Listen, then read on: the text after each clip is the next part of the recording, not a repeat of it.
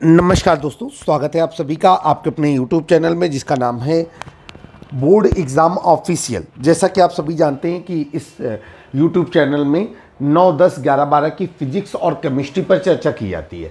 आज का ये वीडियो NCERT की फिजिक्स की पुस्तक से है।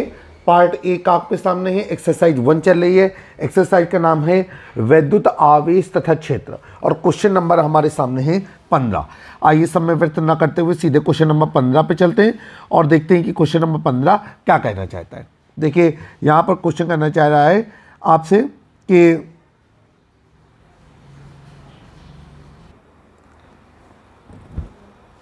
क्वेश्चन कहना चाह रहा है कि प्रश्न संख्या 14 में दिए गए एक समान वैद्युत क्षेत्र का 20 सेंटीमीटर भुजा के एक घन से जो इस प्रकार अभिविन्यासित है कि उसके फलक निर्देशांक तलों के समांतर है, कितना नेट फ्लक्स गुजरेगा। तो भाई देखिए, आपको बताना चाहते हैं कि अगर आप क्वेश्चन नंबर 14 को समझना चाहते हैं तो आपको इससे पहले वाला वीडियो देखना पड़ेगा जहां पर हमने क्वेश्चन नंबर 14 को सॉल्व किया है। जब आप उसे देखेंगे तब आप सही तरीके से समझ पाएंगे कि आखिर प्रश्न आपसे क्या कहना चाहता है। तो आइए जरा क्वेश्चन नंबर 14 पे आप जा करके आप उसको देख सकते हैं। ऊपर देखिए आई बटन पे हमने क्वेश्चन नंबर 14 को कहाँ हल किया है उसका लिंक हमने प्रोवाइड करा दिया है और डिस्क्रिप्शन में भी आपको इसका लिंक मिल जाएगा। तो चलते हैं क्वेश्चन नंबर 15 के इस सवाल की ओर। इस सवाल पे आपको हल करने की ज़रूरत नहीं है, सिर्फ भाषा आधारित आपको उत्तर देना होगा और ये सवाल हल हो जाएगा। तो इसका जवाब क्या रहेगा?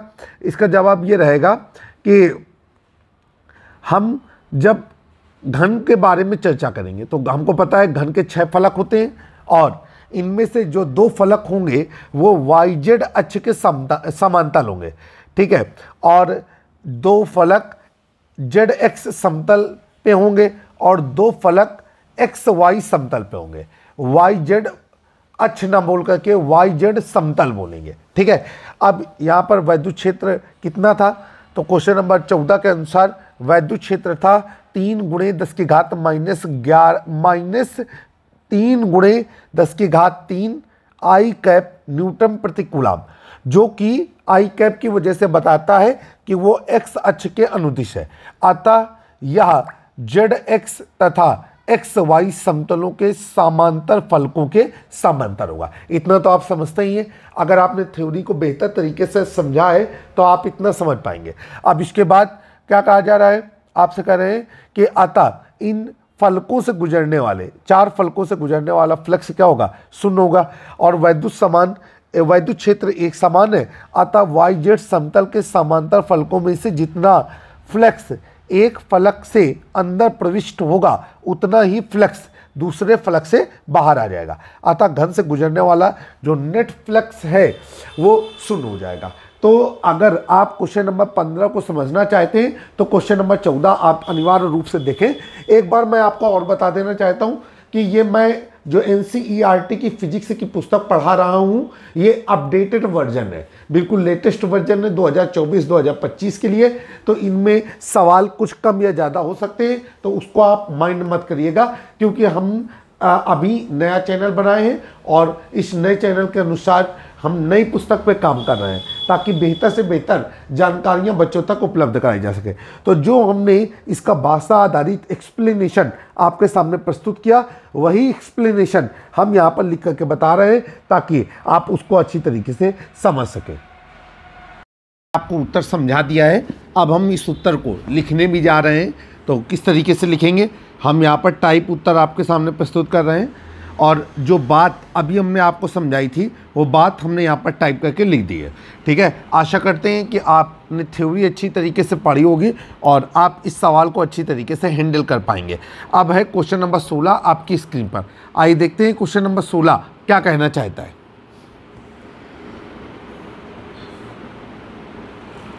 क्वेश्चन नंबर 16 आपकी स्क्रीन पर है इस तरीके से। यहाँ पर क्या कहा जा रहा है 16 नंबर में, देखते हैं।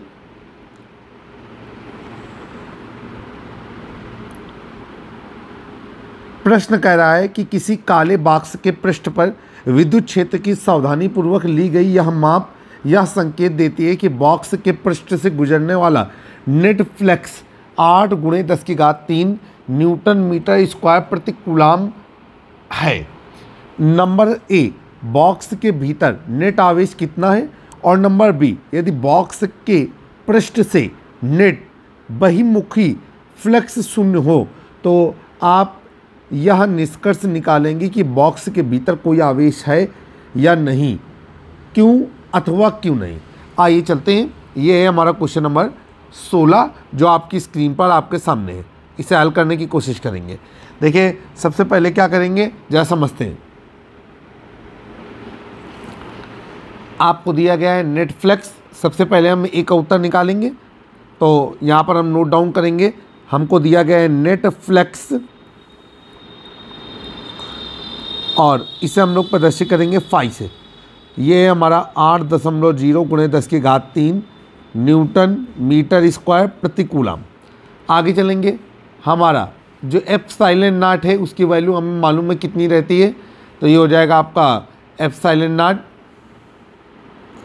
बराबर 8.854 गुणे 10⁻⁻12 कूलम स्क्वायर न्यूटन की पावर -1 मीटर की पावर -2। ठीक है, अब अगर इसको ऐसे भी पढ़ सकते हैं कि एप्सिलॉन नॉट का मान 8.854 गुणे 10⁻⁻12 कूलम स्क्वायर प्रति न्यूटन मीटर स्क्वायर। ठीक है, चलिए भाई, अब यहाँ पर मानेंगे कि माना काले बक्से पर नेट आवेश स्मॉल क्यू है। नोट डाउन करेंगे, माना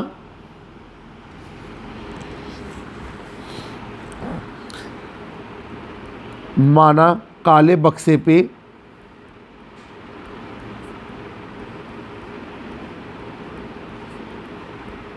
नेट आवेश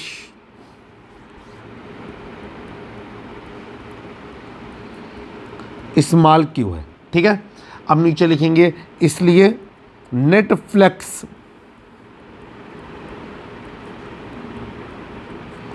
फाई बराबर क्या हो जाएगा, क्यू अपॉन एप्सिलॉन नॉट। अब ये हो जाएगा आपका क्यू बराबर phi into epsilon nought. Q बराबर ये फाई की वैल्यू कितनी दी गई है, हमें दी गई है 8 गुणे 10⁻³ और गुणे एप्सिलॉन नॉट का मान 8.854 गुणे 10⁻⁻12।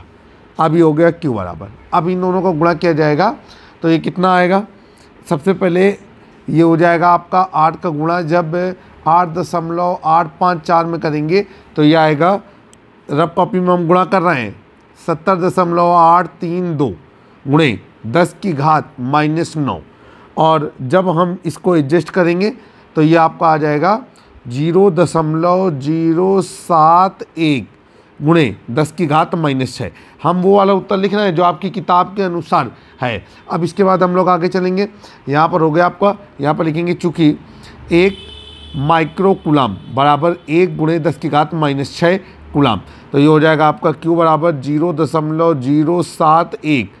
ठीक है, माइक्रो कूलम, तो ये आपका आ गया आंसर पहला। ठीक है, अब बात करेंगे बी नंबर की। तो बी नंबर में क्या कहा जा रहा है, जरा पढ़ते हैं। कह रहे हैं यदि बॉक्स के पृष्ठ से नेट बहुमुखी फ्लक्स शून्य है तो क्या आप यह निष्कर्ष निकालेंगे कि बॉक्स के भीतर कोई आवेश नहीं है, क्योंकि क्यों अथवा क्यों नहीं।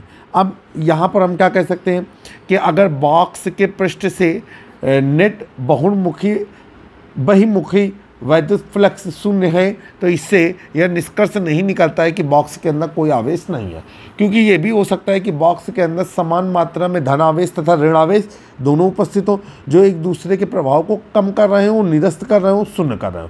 अर्थात बॉक्स के अंदर नेट आवेश शून्य हो जाएगा तो हम ये नहीं कह सकते कि बॉक्स के अंदर कोई आवेश नहीं है। ठीक है, और हमें ऐसा प्रतीत होगा कि बॉक्स के अंदर कोई आवेश नहीं है।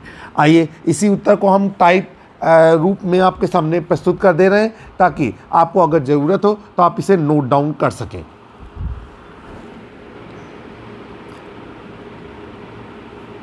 यहाँ पर हमने पॉइंट बी का जो उत्तर है उसको नोट डाउन कर दिया। अब हम लोग चलते हैं क्वेश्चन नंबर 17 की ओर। क्वेश्चन नंबर 17 आपकी स्क्रीन पर। आइए जरा क्वेश्चन नंबर 17 को समझने की कोशिश करते हैं।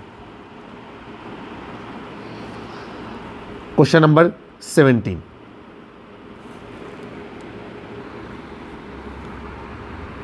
क्वेश्चन आपके सामने आपकी स्क्रीन पर है। कहा जा रहा है कि चित्र 1.6 चित्र बना हुआ है, लेकिन आपको पता है ये पुरानी किताब इस समय हमारे हाथ में है, इसलिए चित्र 1.6 है। लेकिन अगर नई किताब में आप देखेंगे तो क्वेश्चन नंबर 17 पे ये चित्र 1.31 है। ठीक है, तो कहा जा रहा है चित्र के अनुसार 10 सेंटीमीटर भुजा के किसी वर्ग के केंद्र से ठीक 5 सेंटीमीटर ऊंचाई पर, ठीक है, आपसे कह रहा है कि कोई +10 माइक्रो कूलाम आवेश रखा हुआ है। इस वर्ग से गुजरने वाले वैद्युत फ्लक्स का मान, ठीक है, इस वर्ग से गुजरने वाले वैद्युत फ्लक्स का परिमाण क्या होगा। संकेत भी दिया गया है कि वर्ग को 10 सेंटीमीटर किनारे की किसी एक घन का एक फलक मानिए। वर्ग को 10 सेंटीमीटर किनारे के किसी एक घन का फलक मानिए। तो आइए भाई इसका हम चित्र आपके सामने प्रस्तुत करते हैं। तो चित्र कुछ इस तरीके से बना हुआ है। चित्र हम खुद बनाए दे रहे हैं।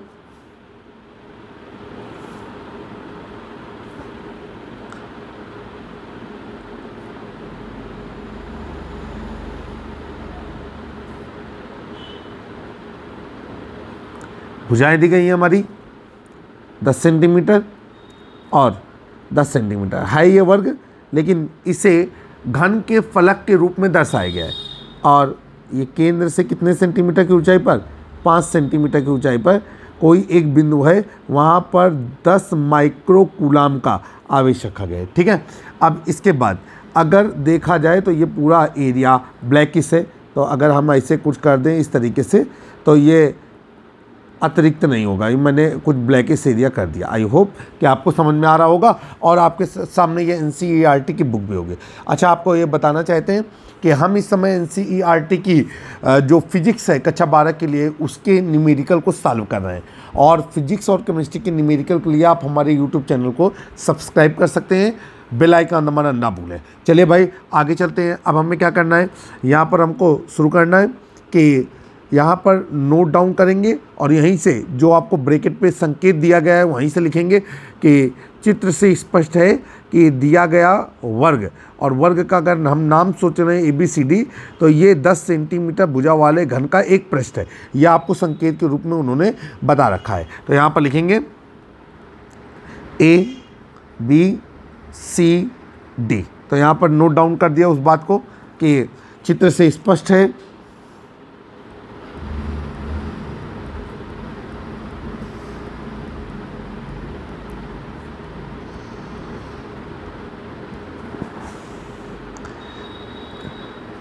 वर्ग ABCD,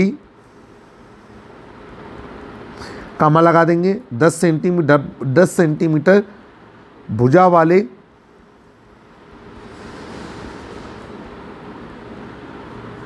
घन का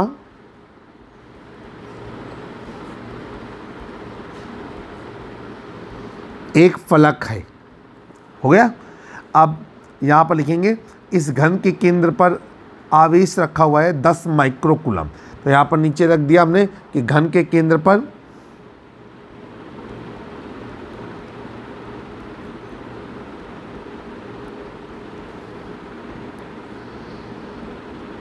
आवेश, और इन्होंने बताया है कि Q बराबर है हमारा 10 micro coulomb. Formula note down किया। 1 माइक्रो कूलम बराबर 1.0 गुणे 10 की घात -6 कूलम। तो ये हो गया Q बराबर 10 गुणे 10 की घात -6 और इकाई क्या लगा दिया, कूलम। आई होप कि इतना आपको समझ में आया है। चलिए आगे चलते हैं। अब हमें क्या करना है, हम नोट डाउन करते हैं कि गॉस की प्रमेय जो होती है, ठीक है, तो गॉस की प्रमेय के अनुसार घन के सभी पृष्ठों से होकर जाने वाला कुल वैद्युत फ्लक्स। तो यहाँ पर नोट डाउन किया कि गॉस की प्रमेय के अनुसार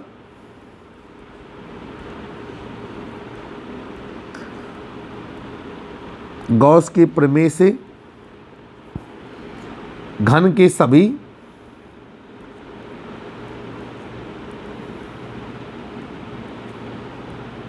पृष्ठों से होकर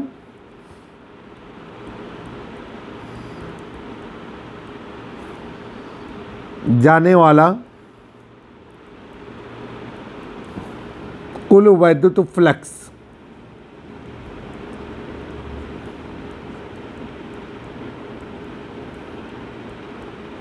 ठीक है। और ये हो गया हमारा कितना, ये हो गया हमारा Q/5 बराबर Q/ε0। आइए आगे चलते हैं, मानक देते हैं। तो ये क्या हो गया आपका, यहाँ पर हो गया कि इसलिए वर्ग के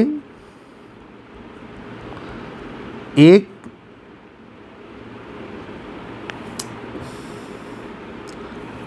लंगे सही करेंगे, वर्ग के नहीं, घन के एक पृष्ठ और ब्रैकेट में लिखेंगे वर्ग से होकर जाने वाला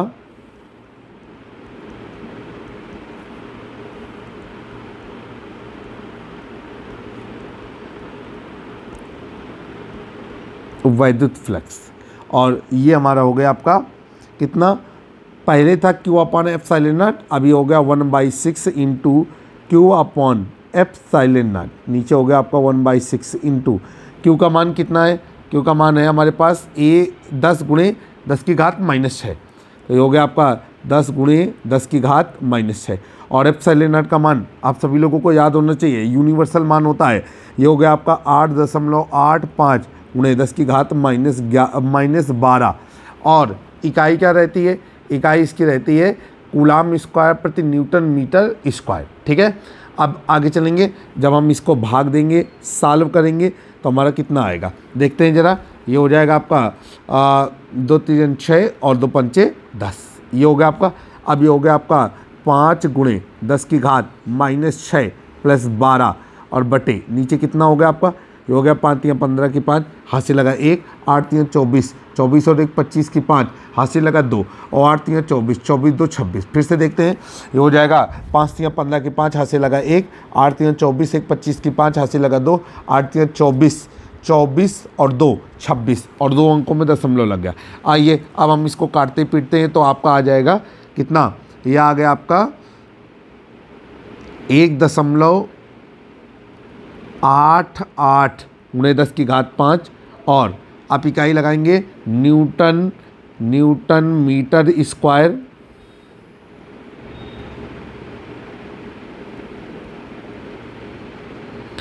प्रति कूलाम, न्यूटन मीटर स्क्वायर प्रति कूलाम, ये आपका आंसर हो गया। तो आपने इसको यहाँ आंसर के रूप में मेंशन कर दिया। आई होप कि सवाल आपको समझ में आ गया होगा। अब हम लोग चलते हैं क्वेश्चन नंबर 18 की ओर। क्वेश्चन नंबर 18 आपकी स्क्रीन पर।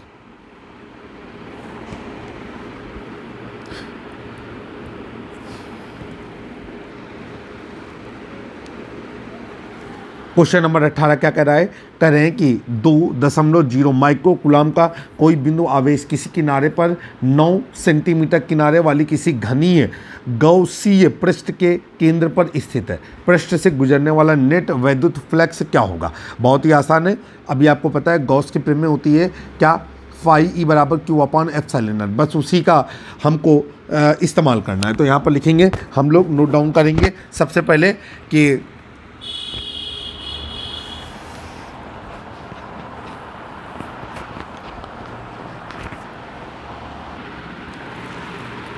चलिए यहाँ पर हम लोग नोट डाउन करेंगे और लिखेंगे आवेश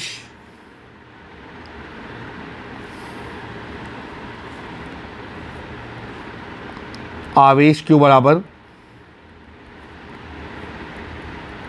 2.0 माइक्रो कूलाम। हमारा एक फार्मूला होता है कि 1 माइक्रो कूलाम बराबर 1.0 गुणे 10 की घात -6 कूलाम। तो ये हो जाएगा Q बराबर 2 गुणे 10 की घात -6 और इकाई क्या लगा दिया, कूलाम। अब आपको पता है कि किसी घनीय गौसीय पृष्ठ के केंद्र पर कोई आवेश हो तो पृष्ठ से गुजरने वाला नेट वैद्युत फ्लक्स क्या होगा। तो यहाँ पर लिखेंगे घन के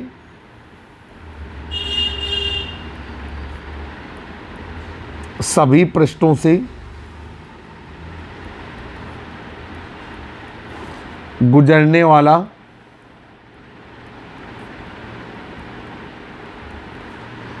नेट वैद्युत फ्लक्स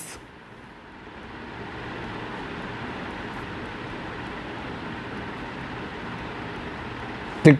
और ये हो गया हमारा गॉस की प्रमेय से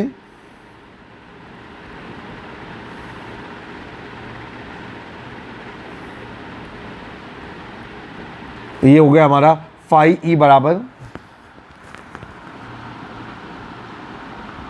क्यू अपॉन एप्सिलॉन नॉट।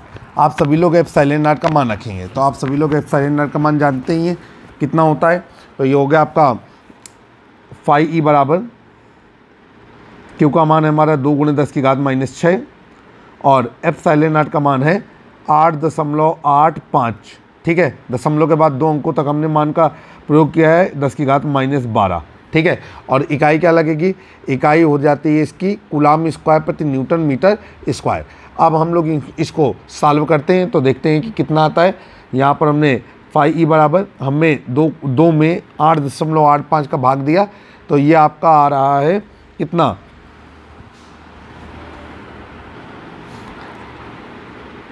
0.2259 गुणे 10⁻⁻6 + 12। ठीक है, अब आपके पास नियम होता है, उस नियम का इस्तेमाल करेंगे। सार्थक अंक और कोटिमान का इस्तेमाल करने पे 0.2259 गुणे 10⁻, ये हो जाएगा आपका 6। दशमलव को सही जगह पर लेकर के जाएंगे। सार्थक अंक और कोटिमान का नियम कहता है कि दशमलव के पहले एक सार्थक अंक का होना जरूरी है, और ये हो जाएगा फाई ई बराबर 2.25। ठीक है, और हम उसको 6 भी कर सकते हैं, 5 को हटा करके, या ऐसे भी लिख दें गुणे 10⁻5, और इकाई हो जाएगी न्यूटन मीटर स्क्वायर प्रति कूलाम। ठीक है, और इसको हम लोग लिख सकते हैं फाई ई बराबर 2.26 गुणे 10⁻5 न्यूटन मीटर स्क्वायर प्रति कूलाम। ये आपका आंसर हो गया। तो जो आपका आंसर पूछा जा रहा था कि आपको बताना है कि पृष्ठ से गुजरने वाला नेट वैद्युत फ्लक्स क्या है, तो उसका उत्तर आपने दे दिया कि वो है 2.26 गुणे 10⁻5 न्यूटन मीटर स्क्वायर प्रति कूलाम। अब हम लोग चलेंगे क्वेश्चन नंबर 19 की ओर। क्वेश्चन नंबर 19 आपकी स्क्रीन पर।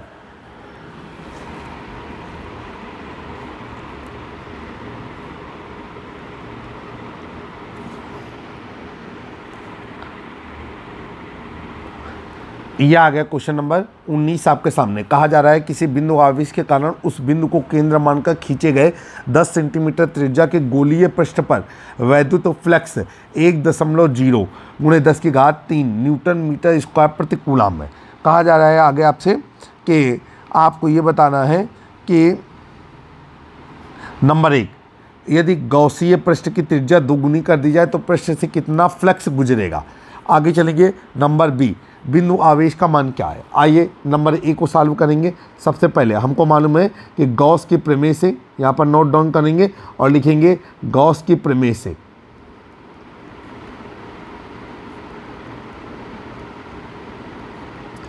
और गॉस की प्रमेय होती है फाई ई बराबर क्यू अपॉन एप्सिलॉन नॉट। हम ये देख रहे हैं कि एप्सिलॉन नॉट एक यूनिक मान होता है, अद्वितीय मान है जो बदलता नहीं है। तो phi E directly proportional to Q, मतलब जो नेट वैद्युत फ्लक्स है वो सीधे आवेश पर निर्भर करता है, वो किसी भी तरीके की त्रिज्या पर निर्भर नहीं करता। इसलिए त्रिज्या के घटने या बढ़ने से पृष्ठ से निकलने वाले या पृष्ठ से संबद्ध फ्लक्स के मान पर कोई भी प्रभाव नहीं पड़ेगा उस स्थिति में जब त्रिज्या को दोगुना किया जा रहा हो।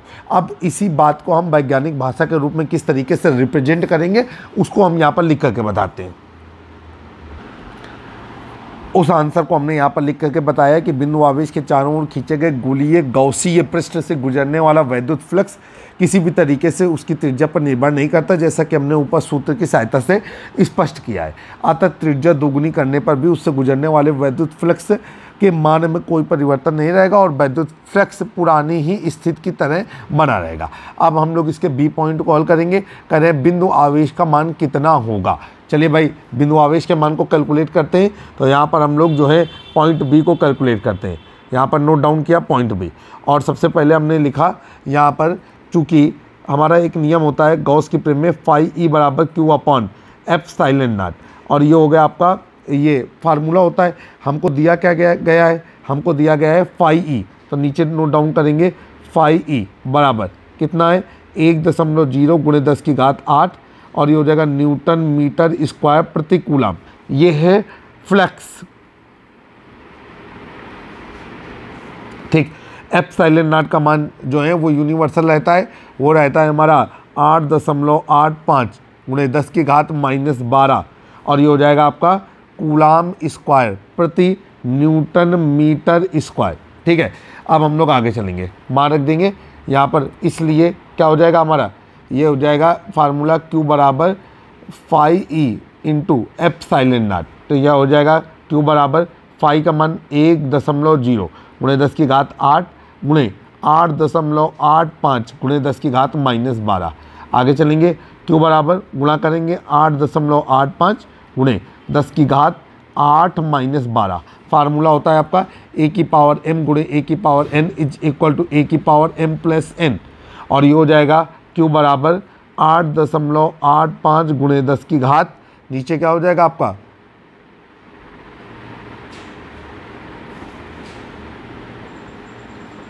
थोड़ी सी एरर हो गई है, टाइपिंग एरर हमारे सामने हुई है। वैद्युत फ्लक्स जो है वो दिया गया है, माइनस भी लगा हुआ है। ठीक है, तो यहाँ पर है ये 10 की घात, जहाँ 8 लिख गया है टाइपिंग से, वहाँ 10 की घात 3 होना चाहिए। और यहाँ पर हम लोग रखेंगे, इसको हम लोग जल्दी से सुधारते हैं, यहाँ पर भी हमारा 3 होना चाहिए। ठीक है, तो ये हो जाएगा आपका ये 10 की घात 3 और साथ में माइनस भी लगेगा, ये माइनस आ जाएगा गुणा करने पे, और ये हो जाएगा 3 - 12 और ये हो जाएगा -8.85 गुणे 10 की घात -9 और इकाई क्या लगेगा, कूलाम। तो आपका आंसर आया कि इतना ऋण आवेश है। ठीक है, ये आपका उत्तर है। तो आपको हमको उम्मीद है कि आपको समझ में आया होगा। अच्छा, एक चीज़ ये कि जैसे ये टाइपिंग एरर हो जाती है, तो जब हम लिखते हैं तो हम अपने राइटिंग पैड पे गूगल का इस्तेमाल करते हैं और गूगल वॉइस रिकॉग्नाइज के द्वारा हम बोलते हैं और वो उत्तर यहाँ पर टाइप होता है। तो कभी कभी जो है वो थोड़ी सी मिस कर देता है। तो ध्यान रखिएगा, प्रश्न में जब भी आप पढ़िएगा तो यहाँ पर वैद्युत फ्लक्स का मान -1.0 गुणे 10 की घात 3 न्यूटन मीटर स्क्वायर प्रति कूलाम मानिएगा, और वही माइनस आप यहाँ पर दिखाएंगे तो आपको पता चल जाएगा कि जो पृष्ठ है वहाँ पर जो विद्युत आवेश का मान है वो ऋणात्मक है और जो 8.85 गुणे 10 की घात -9 कूलाम के बराबर है। हम बार बार ये आपके ऊपर फोकस करते चले हैं कि आप जब भी प्रश्न को हल करिए इबारती भाषा में उसका उत्तर ज़रूर लिखिए, क्योंकि मैं एक यूट्यूब चैनल के माध्यम से आपको स्टडी करा रहा हूँ, इसलिए ये मेरा कर्तव्य नहीं बनता, ये आपका फ़र्ज बनता है कि आप अपने उत्तर को अपनी तरफ से बेहतर करें ताकि आपको आगे चल करके कोई असुविधा का सामना ना करना पड़े। तो उम्मीद है कि आज के वीडियो में जो भी प्रश्न आपको हल कराए गए, क्वेश्चन नंबर जहां से लेकर के और जहां तक, वो सारे प्रश्न आपको समझ में आए होंगे। अगर कहीं पर हम नहीं बेहतर समझा पा रहे हैं तो आप कमेंट बॉक्स में ज़रूर कमेंट करें। इसके अलावा अगर आपको हमारा वीडियो पसंद आ रहा है, आपको लग रहा है कि यहाँ पर क्वालिटी स्टडी मटेरियल मिल रहा है, तो आप अपने स्कूल में हमारे YouTube चैनल के बारे में ज़रूर बताएं। आपके द्वारा दिए गए view, comment, like, subscribe, share ही हमारी एनर्जी का राज है। जल्द ही एक नए वीडियो में फिर से मुलाकात होगी। कक्षा 9, 10, 11, 12 के फिजिक्स और केमिस्ट्री के न्यूमेरिकल के लिए और तमाम मॉडल पेपर, एक्सपर्ट राय के लिए हमारे YouTube channel board exam official पर अनिवार्य रूप से जुड़े रहें। जय हिंद, जय भारत।